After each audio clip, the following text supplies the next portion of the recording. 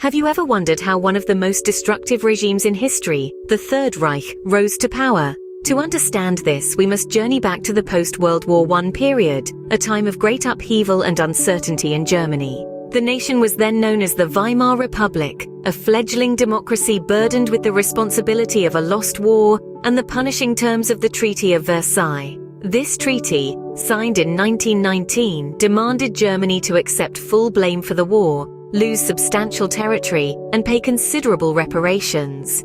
The economic toll was crippling, leading to a period of hyperinflation where money became virtually worthless. As if that wasn't enough, the Great Depression of the late 1920s further deepened Germany's economic woes. Unemployment soared, and with it, dissatisfaction and desperation among the German people. The vibrant, cosmopolitan culture of the Weimar Republic was crumbling under the weight of economic hardship and social unrest. Enter Adolf Hitler, a man whose charismatic leadership and promises of restored national pride appealed to a disgruntled population. Hitler and his National Socialist German Workers' Party, or Nazi Party, exploited the discontent. They blamed the Treaty of Versailles, the Weimar Republic, and various scapegoats for Germany's misfortunes. Hitler promised a new order, a Third Reich that would last 1,000 years. His message resonated with many Germans, worn down by years of hardship and eager for change. By 1933, the Nazi Party had become the largest party in the German parliament, and Hitler was appointed Chancellor of Germany.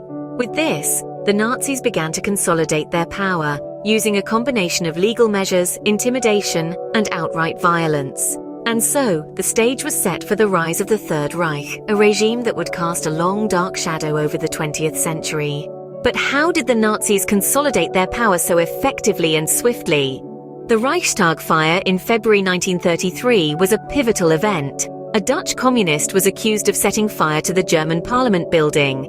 This incident was manipulated by the Nazis as a pretext to suppress the Communist Party and to stoke fear of a communist uprising among the German populace. This fear was exploited to pass the Enabling Act in March of the same year. The act gave Hitler the power to enact laws without the involvement of the Reichstag, effectively allowing him to rule by decree. This was a significant step towards dictatorial power, bypassing the democratic processes that had been in place. In the summer of 1934, Hitler turned his attention to threats within his own party during the Night of the Long Knives. This purge resulted in the execution of prominent figures within the Nazi Party, who Hitler perceived as potential rivals, including Ernst Röhm, the head of the paramilitary SA. The event demonstrated Hitler's ruthlessness and solidified his control over the Nazi Party. The propaganda machine, led by Joseph Goebbels, played an instrumental role in consolidating Nazi power. Goebbels masterminded a propaganda campaign that manipulated public opinion and fostered a cult of personality around Hitler. The Nazis controlled the media, ensuring only their narrative was presented to the German people. The creation of the Gestapo, the secret state police, was another key factor. The Gestapo was given sweeping powers to arrest and detain without trial, creating a climate of fear and ensuring loyalty through intimidation. Through these measures, Hitler and the Nazis managed to consolidate their power within a few short years. They turned Germany into a one-party state, with all other political parties banned or dissolved. They controlled the media, suppressed opposition, and established a climate of fear and obedience. Thus, by the mid-1930s, Hitler had established a totalitarian regime, with him at its helm. So, what was life like under the Third Reich at its peak? This is a question that may cross many minds, and the answer is a picture of stark contrasts. Germany's transformation under the Nazis was nothing short of phenomenal. From the ashes of a beleaguered economy, the Third Reich engineered a remarkable recovery. Unemployment plummeted, industry thrived, and the nation's infrastructure was modernized at an unprecedented pace. The autobahns, symbols of this new prosperity, crisscrossed the country, connecting cities and towns like never before. The Reich's military prowess also grew exponentially. The Wehrmacht, Luftwaffe, and Kriegsmarine, once emblems of a defeated nation, were now formidable forces, instilling a sense of national pride and unity among Germans. Their rapid expansion and modernization were a testament to the Reich's industrial and technological prowess. The indoctrination of the youth was another key characteristic of this era. The Hitler Youth and the League of German Girls were organizations established to shape the minds of the young, to instill in them the ideals of the Nazi regime. The 1936 Berlin Olympics were a high point, serving as a grand stage for the Reich to showcase its newfound strength and unity to the world. This was a masterstroke of propaganda, designed to project a positive image of a nation reborn. But beneath this facade of prosperity and power, there were darker undertones. The Nuremberg Laws, enacted in 1935, stripped Jews of their rights and freedoms, marking the beginning of a systemic policy of persecution.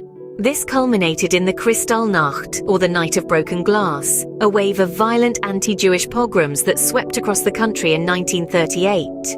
So while the Third Reich may have seemed invincible at its zenith, it was a reign built on shaky foundations. The very policies that fueled its rise were also sowing the seeds of its downfall. The persecution of minorities, the suppression of dissent, and the obsession with racial purity would eventually lead to its undoing. Despite the outward veneer of prosperity and power, the seeds of the Reich's downfall had already been sown. But how did such a powerful regime crumble and fall? The downfall of the Third Reich began with one fatal flaw: overextension of resources during World War II. Hitler's ambition knew no bounds, and his hunger for conquest led him to wage war on multiple fronts, stretching the resources of the Reich thin. The German army, once a formidable force, was spread too thin, fighting in the heat of Africa, the cold of Russia, and the heart of Europe. The failed invasion of the Soviet Union marked a turning point in the war. Hitler underestimated the resilience of the Soviet Union and the brutal Russian winter. The German forces, ill-prepared for the harsh conditions, found themselves trapped in Stalingrad in the winter of 1942. The loss of the Sixth Army was a blow from which the Third Reich never recovered. In addition to military failures, the Holocaust played a significant role in the downfall of the Third Reich.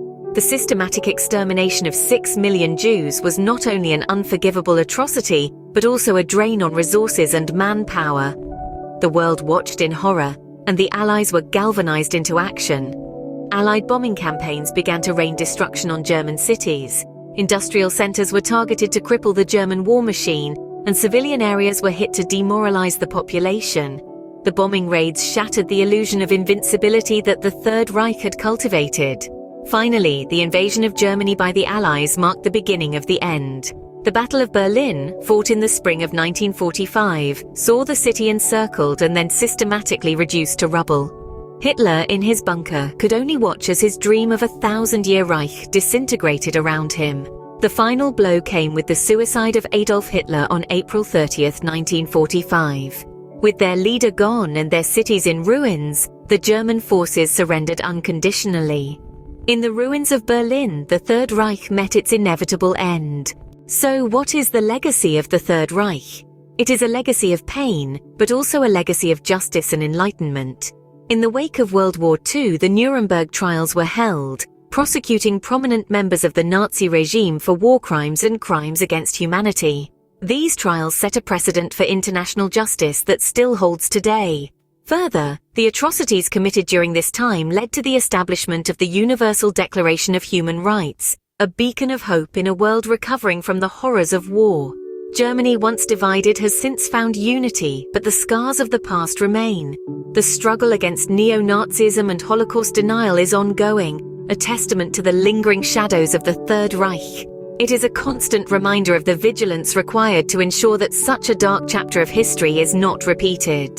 Even though the Third Reich has long since fallen, its impact continues to reverberate around the world.